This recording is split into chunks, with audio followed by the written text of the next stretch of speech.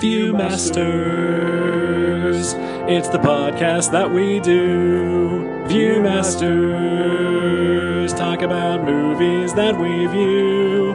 Viewmasters, my friend Eric and me, Joe. Viewmasters, hey, let's start the show. Good evening. Your mission, should you choose to accept it, is to listen to this episode of The Viewmasters. The episode number is 354. The movie that Eric and Joe will be discussing is Mission Impossible: Dead Reckoning Part 1. My name is Joe. My name is Eric. Hello, Eric. Hello, Joe. I feel like I sounded a little more movie phone there than briefing tape thing. It worked. Okay. Yeah. If you do choose to accept this message, this message will self-destruct in maybe an hour. Yeah, God, I hope not. But yeah, we'll see. I might self-destruct in an hour. We will self-destruct probably long before then. Definitely. Possibly already have. Oh, boy. Hello, Eric. Hey, Joe. How are you? I'm okay. Yeah. Yeah. We just watched a 2-hour and 45-minute movie. Yes, we did.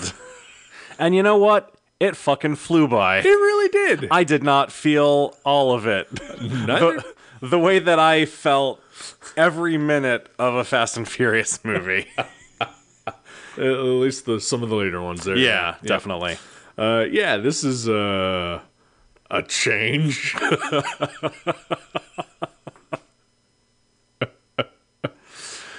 I mean, you know, we loved quite a few of those Fast and Furious movies, but you know, it's a difference. It very much is. What some quality acting, Yeah. some good directing. It's interesting. This movie is the second straight movie that we've watched that has a car chase through Rome in it. Yep. Like when they get to that staircase, in my head I was like, "Oh yeah, I recognize that staircase." Yep. There are a lot of familiar beats with not just Fast 10, but like almost the entire franchise. Yeah. In which this one does it much better. Yeah, definitely. The key is that it feels like there are stakes Oh yeah. at every step of the way. Yeah. Absolutely. Like, we know that Tom Cruise is going to be okay throughout, but he makes you feel like there's some danger involved. Definitely. Never get that feeling from any of the Fast movies. No, Dom is always going to walk away from whatever car crash he's in. Yep. Whatever horrific accident they are part of. Yep. Is no problem at all. Because their cars are simultaneously extensions of themselves. Sure. And also just indestructible machines that protect them at all costs. Of course. It's interesting. It's interesting to watch this with that in mind. Right? Especially when Tom Cruise and Haley Atwell get in that little yellow car that doesn't do what they wanted to do at first. It's great. That whole sequence was amazing. I'm going to just say it, Joe. Yeah. This movie's pretty good. This movie is fucking awesome. But also, at the same time, did this need to be two movies? Probably not. Yeah, there are parts that, like, we get the whole opening past the submarine sequence, Okay, because all right. that's important. Yes. But even is that important? Do we need to see that, or could we just get that in exposition later? I don't know. Yeah, because they do explain it later. One or the other. Yeah. Show us it or explain it. It's true, yeah. Because we get shown that, and then we get told a whole bunch of other exposition. Yep. With Rob Delaney and Mark Gatiss and Carrie Elwes and a whole bunch of other people. Yep. And And then we get basically told that same information again in the very next scene. Yeah. Between Tom Cruise and Simon Pegg and Ving Rhames. There is a lot of repetition in this movie. There is, yeah. Like they just feel like maybe it was too complicated for audiences to understand if we just heard it the once. Maybe. I don't know.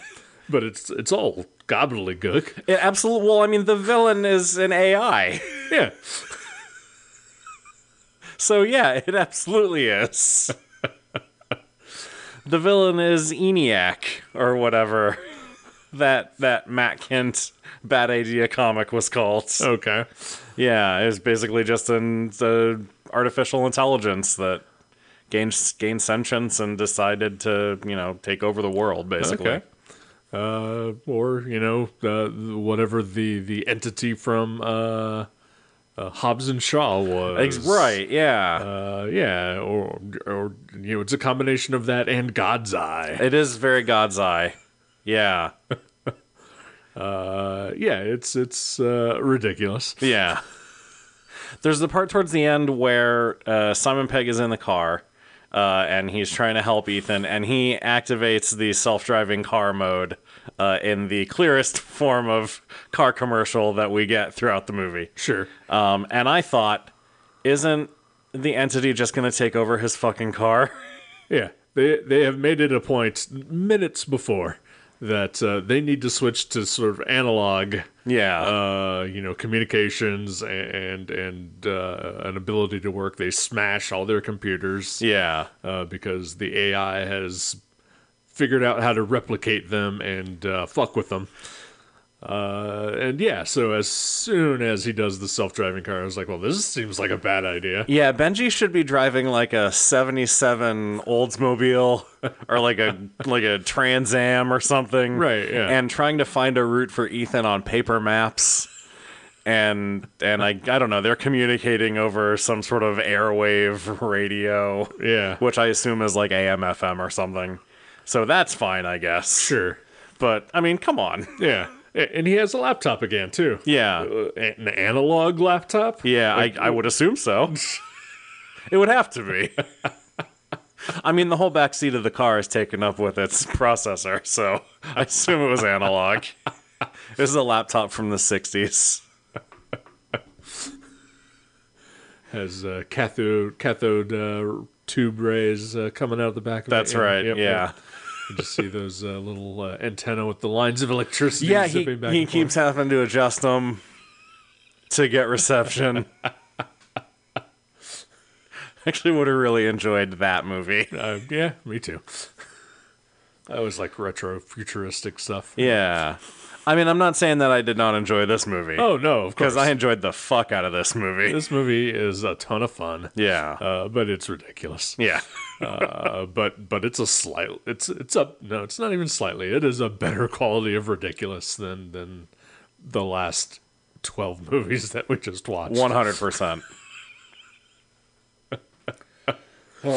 We get a little bit of Fast and Furious crossover, specifically Hobbs and Shaw crossover in this one.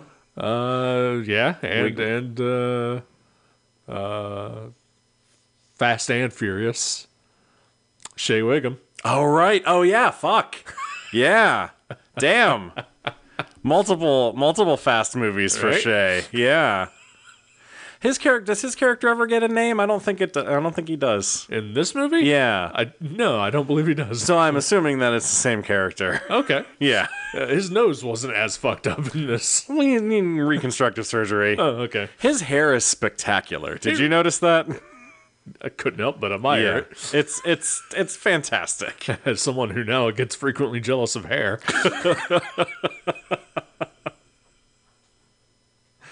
Oh, you shave your own head, sir. I do. Because if I don't, it would look awful. Fair enough. But I used to have glorious hair. Yeah. And I'm jealous now of all those who do continue to have glorious hair. I'm sorry. Especially silver foxes like Shea Wiggum. Yeah. He's pulling it off. He's great in this. He really is. Yeah, it's like the filmmakers saw his role in the Fast and Furious movies and were like, let's put him in the whole thing. Right? Opposite Tom Cruise. he is a great foil. Yeah, definitely. He's a CIA agent, I guess. Yeah. Charged with tracking down Ethan Hunt, who has gone rogue again. Right. A joke that they do frequently bring up throughout the movie. I really appreciated that. I did too. Because every movie is finding an excuse for Ethan and the rest of the IMF to go completely rogue. Yep. Like, they have to stop that at some point because they're just going to run out of ways. It's weird because we the scene with Carrie Ellis at the beginning. Yeah. The debriefing scene or whatever, and Henry Czerny. Yes. Kittredge. Who it's been a while since he was in one of these. Since the very first one. Was it the first one? Yeah. Okay. All right. That's the only other one he's been in. When he gives, I think, the only true description of what the IMF team really is. Mm-hmm. And it's the template he lays out is that they should just always be rogue. Yeah, exactly. Like they're just never not rogue. Yeah, Never Not Rogue is the name of their podcast, actually. Yeah. I stopped listening to it after like 10 seasons. That's fair. Yeah. It just keeps going. Yeah. They're always going rogue. Yeah. Gets old. But yeah, no, it is interesting to hear it laid out the way that he does it. Yeah. Especially after so many movies where, like, there's a secretary, I guess, of the IMF. I don't know what the secretary has done in the past. So in the previous couple movies, the secretary was Alec Baldwin. Right. Yeah. And then I felt like in the last one, wasn't it sort of setting up Angela Bassett? Yeah. Yeah. So kind of surprised that she's not even in this at all. Yeah, there was a photo of her on the wall in Carrie Elwes's office. All right. That was the only time that I saw her in this movie. Yeah, I didn't even notice that. So maybe she's the Secretary of Defense? I don't know what. Yeah, I don't know what the secretary is the secretary of. Huh. But yeah, I mean, it seems like they report to people, but right. The way that it's sort of laid out in that opening sequence is they just don't report to anyone. They only report to the president. That's okay. There you go. Yeah. Who has never been in any of these movies. Right. I know. When are we going to get Joe Biden in one of these? After he loses the next election. Hey. Please, God, no. Please, no. I know he's not a great choice, but holy shit, please no. Hey, I don't want it to happen. I know. Anyway. Anywho. Sorry, real life intruded on our fantasy podcast. It happens. Some things are just too big and too crushing. Yeah. But yeah, so like, Ethan infiltrates that meeting wearing a mask that makes him look like Rami Malek in disguise. Did you see that? It was a very unique person. Yes. I was like, that's Rami Malek. Is he in this movie? I didn't realize he was in this movie. And then it turned out he was not in this movie. No, he is not. Is he in a James Bond movie? Is that what I'm thinking of? He is in the last one that came out. Okay. Yeah. Whatever that one was called. Is it No Time to Die? That is what that one is called. Okay. I don't know. Yeah. I haven't seen the last few of those. It's good. Yeah. Yeah. All right. Good to know. But, yeah, so very briefly, I thought Rami Malek was in this. Yeah. And he was not. No. But that's fine. I mean, I guess the eyes were kind of Rami Malek-ish. Yeah. But yeah, he just had a very weird head. Yes. Well, it was a mask. Well, of course it was a mask. It was an ill-fitting mask. That scene, I feel like that scene serves no purpose. It's exposition that also gets repeated elsewhere. Yeah. So yeah, it really doesn't. Why does Tom Cruise break in there? To confront Kittredge, I guess, and let him know that Ilsa was dead. Yeah. And Ilsa dies twice in this movie. Yeah, she does. I was stunned when she actually did die. I was not. I didn't exactly have this spoiled for me, but I have seen across various social media sort of a kind of a justice for Elsa type movement, or people just saying that Rebecca Ferguson got done dirty by this movie. I can see that. Yeah, it's not great. It reminded me of Bullseye versus Elektra. Okay. Like just that whole fight, and then her dying in his arms, or Right. more or less. Like it felt a bit like a fridging, a little bit. Yeah.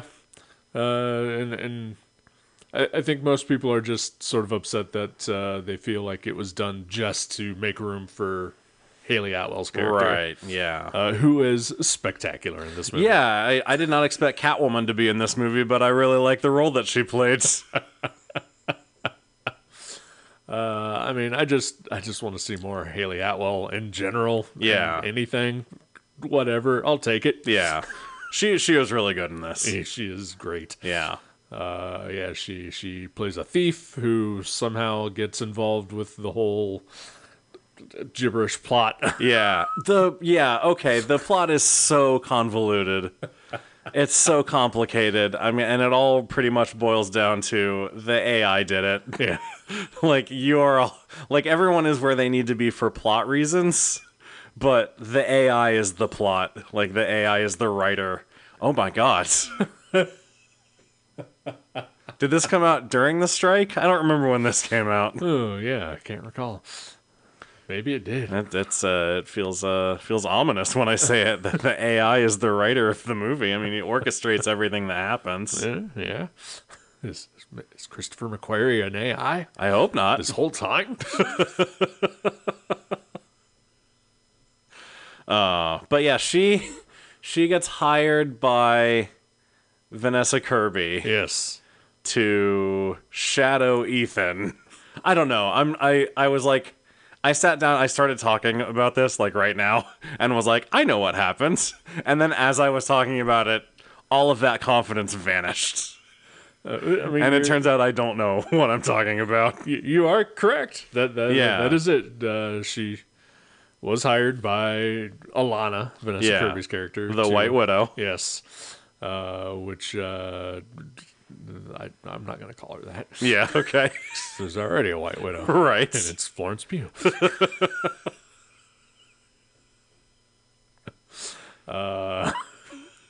Very similar people now that I think. Yeah, I can see that. Yeah. So she is to shadow Ethan, find the guy who has the other half of the key. Yeah. Steal it, get herself involved to get both half of the keys. Vanessa Kirby already has half of it. Yes, that's it. And then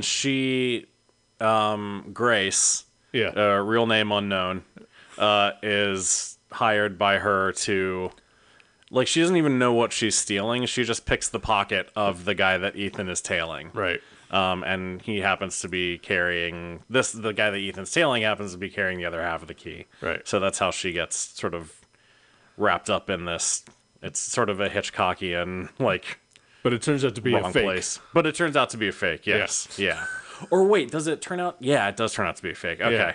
Yeah. When that was introduced, I was like, oh shit, she knew what she was stealing and she had the fake on her to throw everyone off, but I don't know. Okay. But then the whole fake thing, like, doesn't come into play at any other point. Yeah. I mean, at that point I figured, okay, there's going to be other fakes. Exactly, yeah. But no, it doesn't matter. Yeah, like at the end when she hands over the key, the completed key to, I forget who does she give it to Gabriel? I think she gives it to Kittredge. Oh, that's right. She like, after she's unmasked and everything. She has it. Yeah. And then Zola. That's right, it's Zola. Yeah. But I thought, like, oh, she's handing over a fake. She's going to have the real one. Right. No, it was the real one. Yeah. They forgot about that they set up earlier. Right. That's fine. Again, I'm poking holes, but I fucking loved this movie. Oh, I mean, there are a lot of holes to be poked. But it is a good time. Yeah. Did you know that Tom Cruise is over 60 years old? I did. And it's starting to show. A little bit. Yeah. It shows in his face, for sure. Yep. But, good lord. Yeah. He has to be so tired. I mean, maybe that's why he is actively trying to perform suicide on camera. I did read... I watched Mission Impossible Fallout a couple days ago, because I had not seen that one yet. And I was reading the trivia for it, and part of the trivia was that Simon Pegg said something about how the most stressful part of being in one of these movies is working with Tom Cruise, because you never know if he's going to be there the next day. Because who knows, today could be the day that a stunt goes horribly wrong, Right? which is terrible. It is. But also, dude, that's what stunt doubles are for. Exactly. You don't have to hang off of the side of a plane by yourself. Right. Or do the free fall from the last movie in a thunderstorm. That was nuts. I could not remember what the big ridiculous stunt of Fallout was. Yep, that was it. So when they were on that plane and then we followed them as they jump out, I was like, "Oh, holy shit." Like him riding the motorcycle off the cliff in this one Seems quaint. It does seem quaint. Yeah, it's like a dialed down version of the high altitude jump that he does. Right? Over the weekend, I watched The Last Action Hero. Oh wow, okay. Which came out in '93, I believe. So 30 some years ago. Which, at the time, it's a big stupid cartoon that is trying to be like the biggest action, like at least the parody parts of it, trying to be the biggest action film of all time. Right. And Schwarzenegger doing his own stunts. And then watching that compared to us having watched the entire Fast franchise and separately also watching this franchise, like that movie just seems like a quiet little indie. Right. Comparatively. Amazing.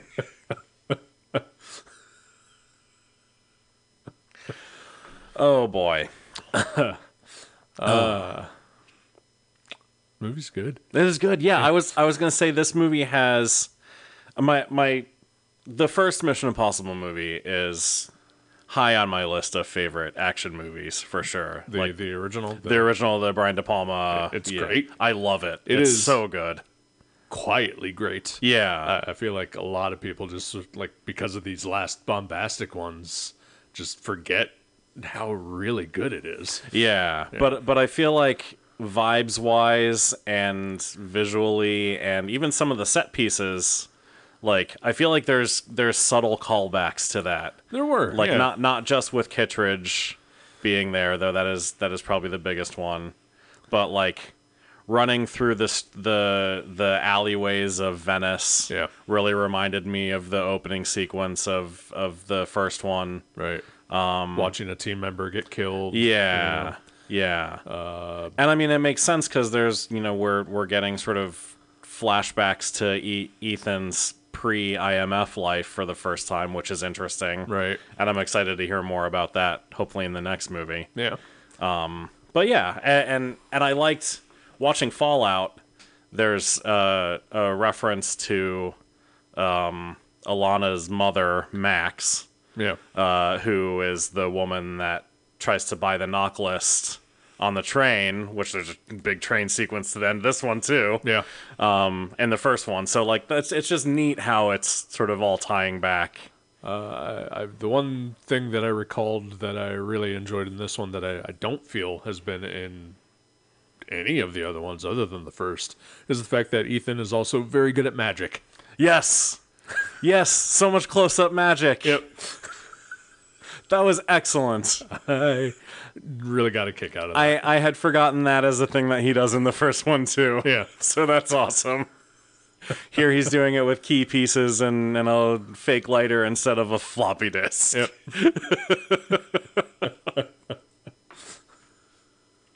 Oh, man. Yeah, God, that first one's so good. It really is.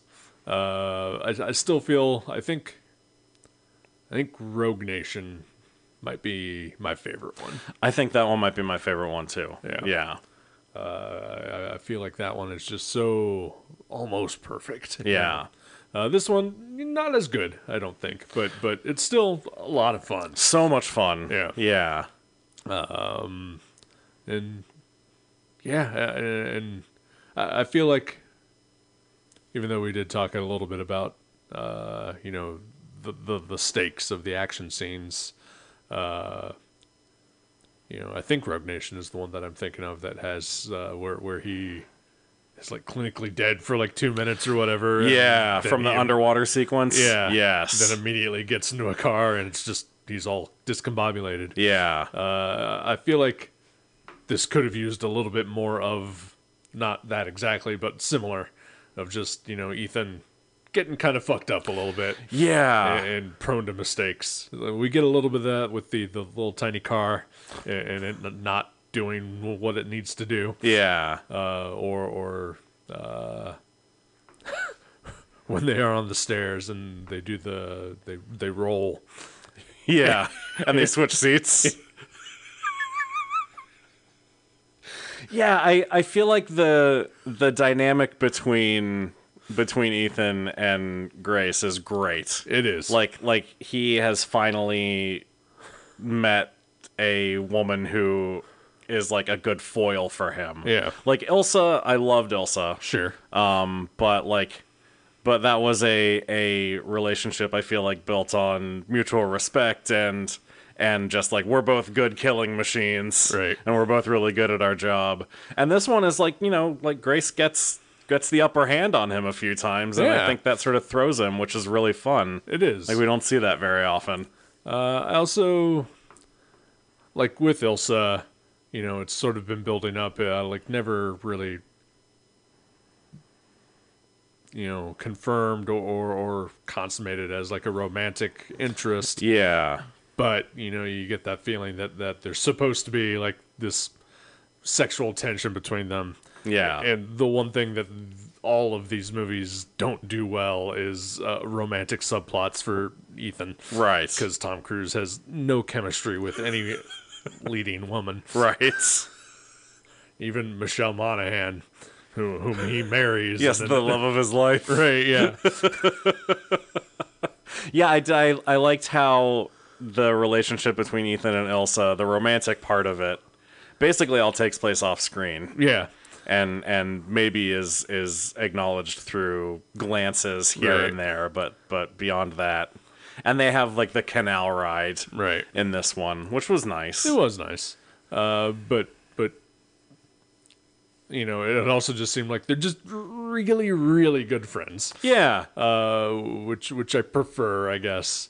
And I think that's the one thing that I really liked about, Ethan and Grace in this one, is that they don't really seem to be hinting at any kind of romantic entanglement there. Yeah. Hopefully. I mean, I do feel like they have good chemistry. They do have good chemistry. And I think it's because it's more of a mentor-mentee, he's taking her under his wing, training her, helping her realize that maybe she has a purpose other than just being a thief. Yeah. And father-daughter kind of situation.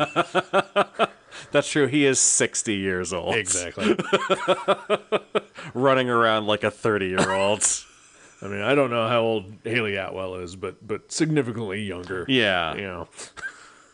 There's a part in Fallout where Alana like kisses him. Yeah. And I was like, ew. She's in her 20s, sir. There's a couple weeks ago, so I've been listening to the Blank Check podcast, which is doing John McTiernan. Yeah. Which is why I watched Last Action Hero. But he also did the movie Medicine Man. Yes. Which was the previous movie, which stars Sean Connery and Lorraine Bracco. who is like 26 years old, something like that in that movie. Yeah. And they try to make it feel like there's going to be like a romantic subplot, and like I mean, it's a terrible movie. Don't watch it. But the entire time I'm just like, please don't do this. Because they are awful together. like Connery and Catherine Zeta-Jones in Entrapment. Yeah. But even that, there was at least some spark of something there. I guess. And I could buy it at least. Yeah. But, ooh, boy, Medicine Man was just... I was like, God, don't do this. And I wasn't exactly feeling that with Ethan and Grace. But yeah. But I'm hoping that not. Yeah. No, I am as well. Yeah, not every female character who joins the Mission Impossible team needs to be a romantic subplot for Ethan. Right. Hell, make her a romantic subplot for Benji. I was gonna say, why can't Benji get some love? Exactly. Yeah. They're both British. when the riddle machine thing asks Benji who he cares about most, I have expected his answer to be Ethan. I mean, it and not just generally my friends. Like, the reveal that Benji is in love with Ethan would have been incredible. Oh, but he loves Luther just as much. It's true, he does. Who halfway through the movie just says, fuck off, and leaves. I gotta go. I gotta go off the grid. Ving Rhames, unsung hero of the Mission Impossible franchise. Very much. I think there's one movie he hasn't been in. I think he has a cameo in the second one. Yeah. Yeah. Maybe. I think or maybe at the end of the third one. There's one that he just appears in like the last scene of. It might be 4. Okay. Ghost Protocol. Okay. Bring back Jeremy Renner. That's right, it is Ghost Protocol. Yeah. That's right, because it's when they're like at the pier or whatever, and they see Michelle Monaghan, and okay. Yep. Gotcha. Yeah, I mean, I know where Jeremy Renner is. Yeah. But, once he's better. Yeah. He's in some sort of commercial now that I saw. Oh, that's good. I don't remember what it was, but he's kicking around. That's good. I would like to see him come back. Yeah, I thought his character was great. People kind of shat on him. Yeah. He was a good addition. He brought a good levity to the series. He was in 5 too, wasn't he? Yes. Yeah. Okay. Yeah. Yeah. Bring him back. I would love it. Bring back Henry Cavill too. He was great. Even though I'm pretty sure he died. Definitively. He definitively died. Nobody dies in these movies. Oh wait, no, that's Fast. Sorry. Yeah, that's Fast. People die in Mission Impossible. Okay, it's probably for the best. Yeah.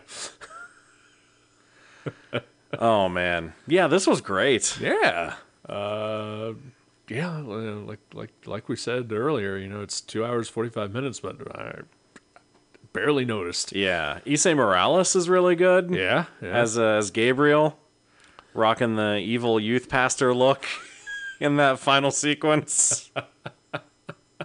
Like just ascots every time. Sure, love it. Holy shit! I did enjoy his white tux from the party scene. Yeah. Also when he fights, Ilsa. Yeah. I only know him from the Battlestar Galactica spin-off Caprica. Oh wow, okay. I've never seen him in anything else. But he was really good in this. Yeah, I don't know what else I've seen him in. Yeah, but he was really good in this. Yeah. Also, early on, I felt like there were a lot of people or a lot of characters who sounded like Alec Baldwin, which was confusing to me since Alec Baldwin died in the last one. Right. So but he was one of them who I thought was just doing like a real gravelly voice like this. I thought Carrie Elwes was kind of doing that as well. He was. Yeah. So that was weird. When fun with subtitles. Yeah. When other than action adventure music, the scene when Ethan infiltrates the secret meeting, and after he sets off the bomb, knocking everybody out, and Kittredge is talking. like there's a short exchange, and then when it cuts back to Kittredge, the subtitles said normal voice. I was like, wait, what? There is like he says something at a normal volume, and then whispers. Because I remember it said whispers. Yeah, that was after the normal voice. Oh, that was after the normal voice. Okay. Oh, the subtitles are fun. They really are. When Ilsa gets stabbed and is about to die, like their subtitle said that she says, "Oh, okay," and I was like, "Oh, okay, that's interesting."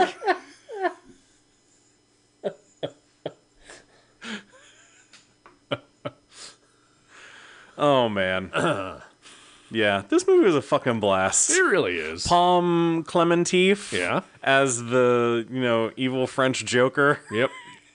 Paris, I guess is her name. Yeah, I don't know. Yeah. She's just weird and creepy throughout and perfect. I loved the scene where she just starts giggling. Yes. When she is running over 100 motorcycles. That was delightful. Like, if you told me that was just her natural reaction to driving over a bunch of motorcycles in a giant tank car, I would believe that. I would too. It was awesome. Yeah, I mean, obviously the only thing I know of her from is Guardians of the Galaxy, which, I guess that's a fine character. But it's very different from what she's doing here. Very different. And, Yeah. Nice to see that apparently she might have range. Yeah. I don't know. I enjoyed her character, though. Yeah, no, she was great. And sadly, spoiler, probably won't be coming back from part 2. Yeah, I mean, she joins the family briefly after Ethan saves her life. She has a pulse. Oh, that's right, she does have a pulse. Yeah. Hell yeah. Because Edgar Degas Yes. checks her out. It's amazing. Whatever, yeah. Yeah. He doesn't get a first name. Agent Degas. That man's name is Agent. Yes. Agent Degas and Agent Shaywickham. Yes. But yeah, Ethan saves her life, therefore she owes him. Yep. Because Ethan is very much the Dom Toretto of absolutely. the Mission Impossible movies. Everyone revolves around him. Yeah. But he himself is not as self-focused as Dom is. No, definitely not. Yeah. I mean, Benji gets a couple of nice moments, like the bomb defusing scene is really good. Yeah. Everybody kind of gets their brief moments, but it is mostly just Tom Cruise frantically trying to kill himself on camera. Right. A lot of Tom Cruise running. Excellent stuff. Yeah, good. I don't know what else to say about it other than it was great. Yeah. It flew by. Yeah. And I don't know when the next one comes out, but I hope it's soon. Yep, same. It did. I mean, I guess it's sort of a cliffhanger. Ethan manages to get the key in the end. Right. And he escapes arrest from Shaywickham. And Grace turns herself in to Kittredge to join the Impossible Missions Task Force. Yeah. And Benji and Ethan drive away. Yeah. Yeah. And they find out what the key goes to. Oh, yeah. Because the whole movie they've been going after the key without knowing what it goes to, which we know because we saw it in the opening sequence. Sure. And so, yeah, presumably the next one will be about everyone going after the other thing. Probably. So there's always got to be a new MacGuffin, so Sure. we know what it will be next time already. I do want to briefly talk about the opening scene. Okay. And how, again, the whole John McTiernan thing that I'm going on. Yeah. That entire first 10 minutes of this movie or whatever, however long that was basically Hunt for Red October. Oh, absolutely. Yeah. I mean, just right from, it's a Russian sub that they're in, where the characters are speaking Russian and then slowly transition into speaking English, just like in Hunt for Red October. Yeah. Maybe done a little more artfully than that movie. But then yeah, we spend like the first 10 minutes on the Russian sub that is under attack from a ghost. Yes. Ghost Protocol. It's when you put your hoodie up and disappear. Right. We do get the titular line during that scene as well. Oh yeah, that's right. Only mention of Dead Reckoning throughout. Yep. But yeah, no, that was great. Yeah. I sort of anticipated that, you know, the other sub was not there. They were not actually firing anything. Right. But I still liked the way that it played out. It was really, really good. I don't know. Maybe it's because I've watched too many James Bond movies, which of course, you know, this franchise also has a lot in common with. Yeah. But I felt like, I guess I felt the opening was just sort of going to be a typical James Bondy type cold open that doesn't really relate to anything else in the movie. Yeah, like Ethan was going to be there somehow. Yep, like just like a one-man sub or something like that. Yeah. But no, it turned out to be important to Yeah. the movie. But Ethan was not there. Yeah. Fine. Yeah.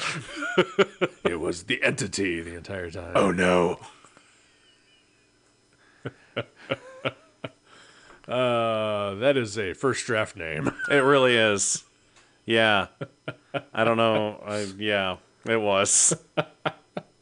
Also, like the talking about Gabriel as like the Messiah of death or whatever. Yep. Like it just had me thinking about the apostles from the last movie, and like, is this all gonna end up being tied to the Syndicate somehow?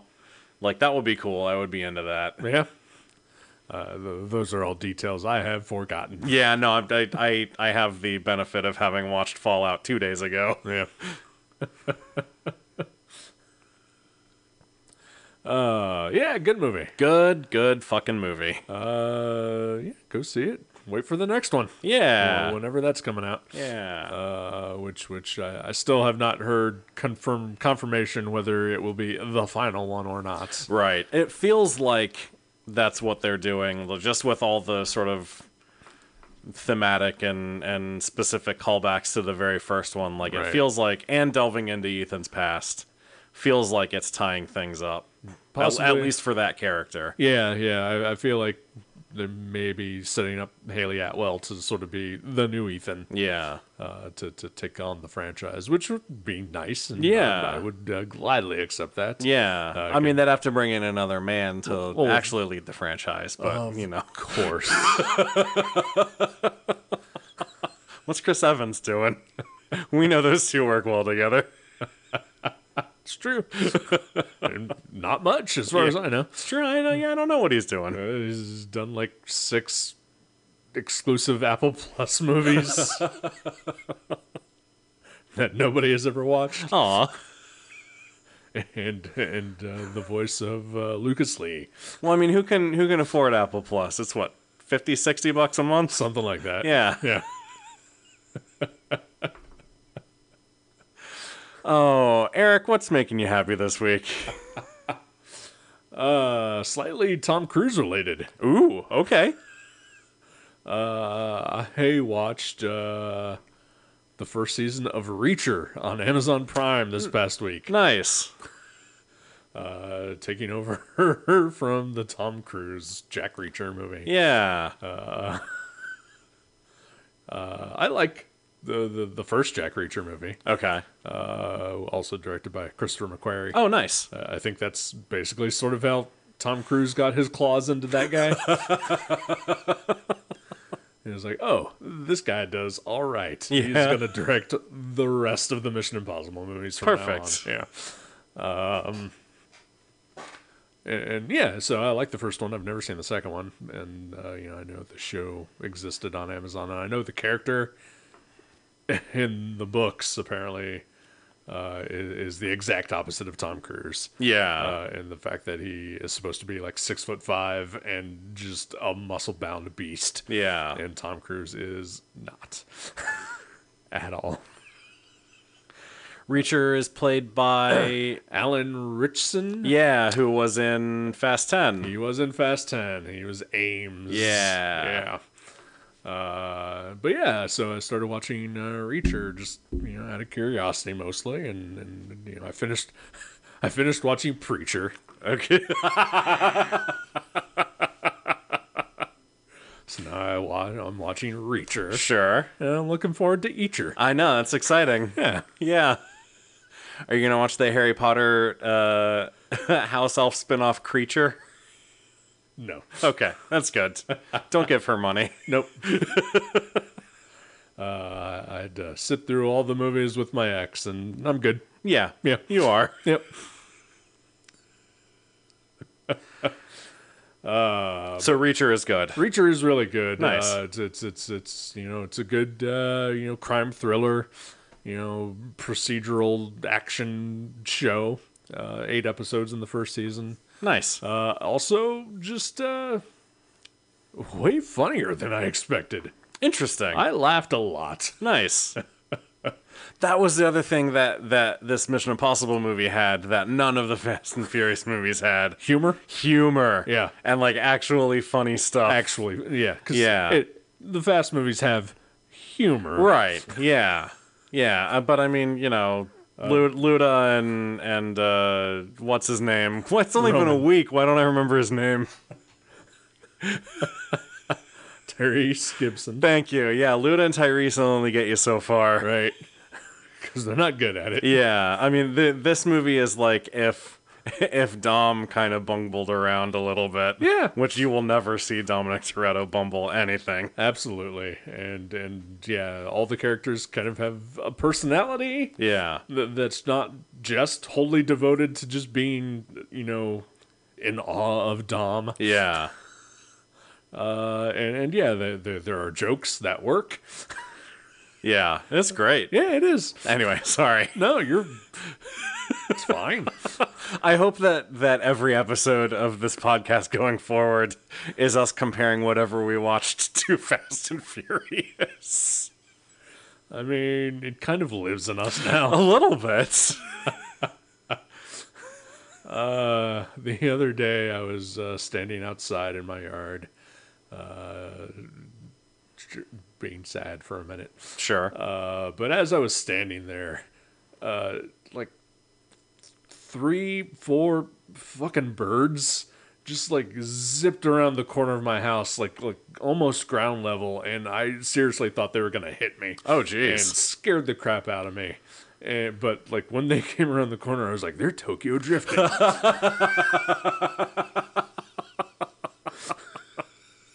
Oh, Ethan and Grace were totally drifting through the streets of Rome. Yep. In that little Fiat.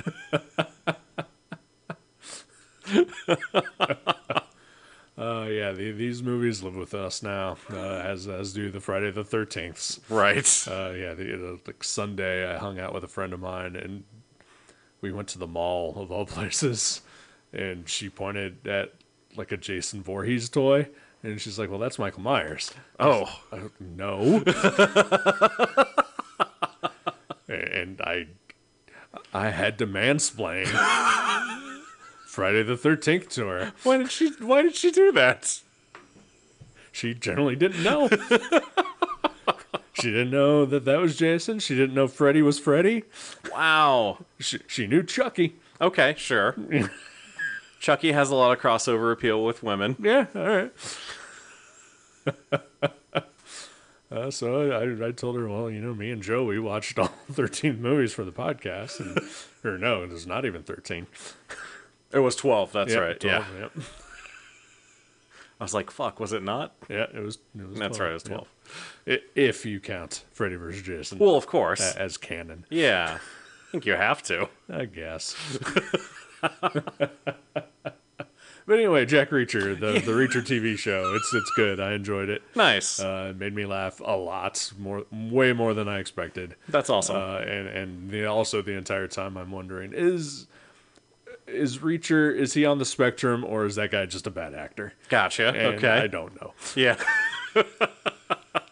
Can't tell. Interesting. Yeah.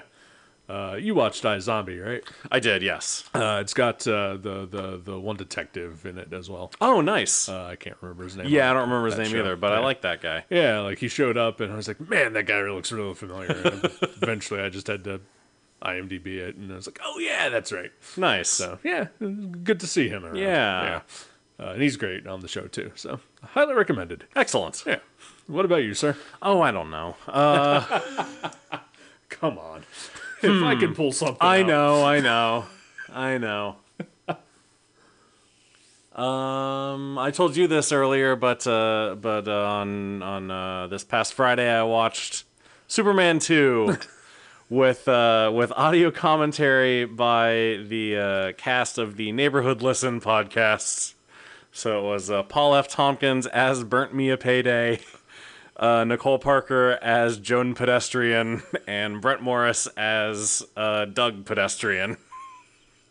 So that was super fun. I've never watched a movie with a watch along like that before. Nice. And I think Superman 2 was probably the perfect one to do it with because I've seen it 100 times. Sure. And it's ridiculous. Yeah. So that's probably the thing that has brought me the most joy in the past week is experiencing a new thing and just, a really funny way to watch a movie that I know very well. Maybe I should give that a try. You should. I don't think I've listened to any episode of the Neighborhood Watch. Okay. Or Neighborhood Listen. But I mean, there are people on it I like. Yeah. Yeah. And I do like Superman 2 and own a copy, and I'm sure it's probably on Max right now too. It is on Max. So, yeah. Yeah, maybe I will. You should definitely do it. Yeah. Yeah. There might be stuff that, if you're not familiar with the lore of the Neighborhood Listen, Okay. might be over your head, but I think it'll still probably be really funny to you. All right. Brett Morris is a guy Yes, he is. who has slowly endeared himself to me as I listen to more podcasts. Yeah. When he shows up. Yeah, he's sort of like, just, I think when this podcast started, he was not a character on it. Right. And then I think he just jumped in one day as Joan's husband, and then over time became like the third lead of the show, basically. And he's done that on a few other things. On Hey Randy. Yeah, on Hey Randy, on This Book Changed My Life, he's on a lot. College Town, he is also a regular on. Basically the CBB World, or yeah. Earwolf podcasts. Yeah. But yeah, he's great. Yeah. He's really funny and just really dry and really fun. I like Mark Padovano. Yes. I mean, fuck Mark you Padovano. okay, thank you. You know. Jesus Christ. I don't like him. You don't like him as a I person? respect him, yeah. Yeah, no, fuck Mark Padovano.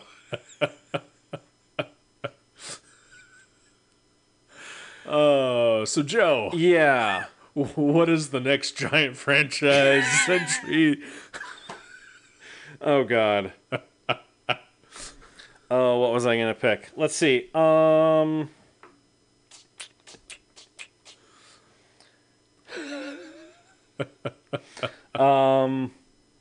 gonna pick a movie that I think you might hate, Okay. but I'm not doing it because I dislike you.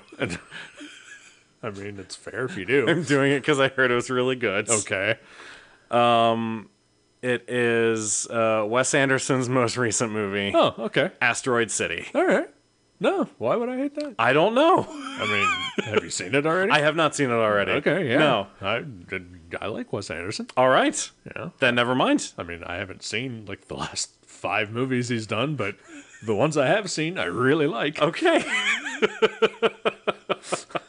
Well, yeah, I would like to watch Asteroid City. That sounds fantastic to me. Excellent. All right.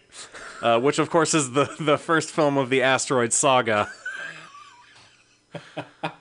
Leads to Asteroid State, Asteroid Country, Asteroid Planet, Asteroid Universe, Asteroid Galaxy. No county? No county. No, fuck counties. Some Mark Padovano shit.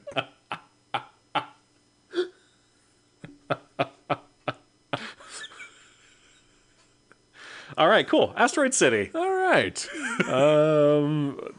Vroom, Eric. It doesn't count. There's a car chase in this movie. There is.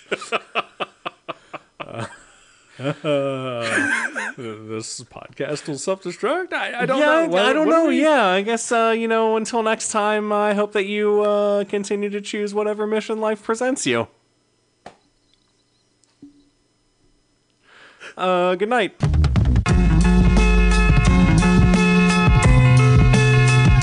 Thank you for listening to The Viewmasters. You can subscribe to the show directly at our websites view.guttertrash.net or on iTunes or wherever you get your podcasts. Visit our website at view.guttertrash.net for information about our Twitter and Instagram. Once again, thank you for listening to The Viewmasters. We'll see you next time.